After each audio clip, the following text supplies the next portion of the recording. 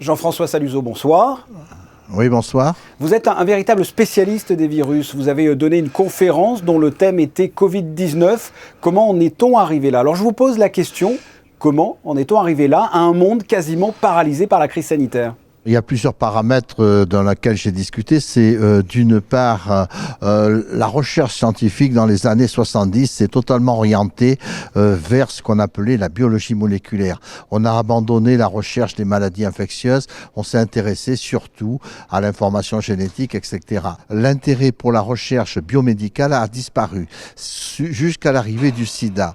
Au niveau du sida, ça a été un gros problème puisqu'on a découvert un virus nouveau pour lequel on était totalement démunis. Malgré l'effort qu'on a fait après, c'est-à-dire en développant ce qu'on appelait le concept de maladie émergente, c'est-à-dire d'essayer d'éviter que le sida se reproduise, c'est-à-dire qu'un virus émerge du fin fond, soit d'Asie, soit d'Afrique. Malgré les efforts qui ont été faits, le virus du Covid a quand même réussi à venir chez nous, car il n'a pas pu être détecté suffisamment tôt et la lutte n'a pas été suffisamment organisée sur le point de départ. Et comment analysez-vous justement la réaction des scientifiques, des spécialistes face à cette crise sanitaire? Ils n'étaient, comme vous l'avez dit, pas prêts par manque de budget? Non, il y avait deux positions. Il y avait ceux comme l'Europe, etc., qui considéraient que la prévention coûtait cher et qu'il était difficile de mettre en face des programmes de recherche car on ne savait pas à quoi ressemblait l'ennemi. Et la stratégie, c'était de dire, lorsque l'ennemi arrive, on le combattra. C'est ce qui a été fait en Europe. Par contre, en Chine, qui avait connu un ennemi redoutable, c'est-à-dire le SARS, le premier SARS en 2003, ils s'étaient préparés.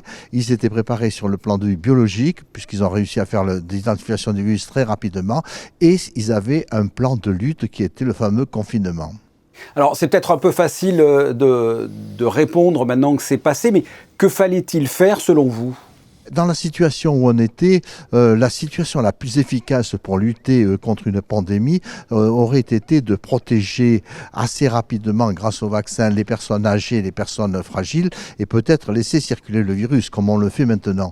Mais malheureusement, comme vous le savez, il est très difficile de protéger certaines personnes à risque qui, pour des raisons diverses, ce qu'on appelle anti-vax, ne veulent pas se protéger. Donc on s'est retrouvé dans une situation quelque peu aberrante, en ce sens que pour protéger les personnes fragiles qui ne voulaient pas se vacciner, il a fallu massivement vacciner les autres populations. Et quel est le rôle des groupes pharmaceutiques quand le virus s'est fait connaître? Ils ont bien réagi, ils ont réagi trop tard, très rapidement. Quel est votre point de vue là-dessus? Généralement, les grands groupes pharmaceutiques ne réagissent pas face à cette pandémie. Ce sont les sociétés de biotechnologie qui réagissent. Il s'agit que parmi celles-ci, Moderna et BioNTech ont réagi rapidement.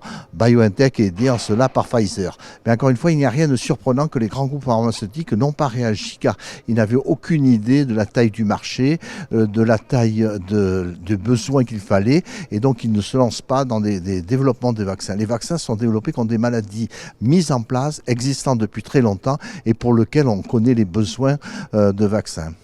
A-t-on, selon vous, retenu la leçon? Est-on prêt à affronter de nouveaux virus depuis que la Covid-19 est passée?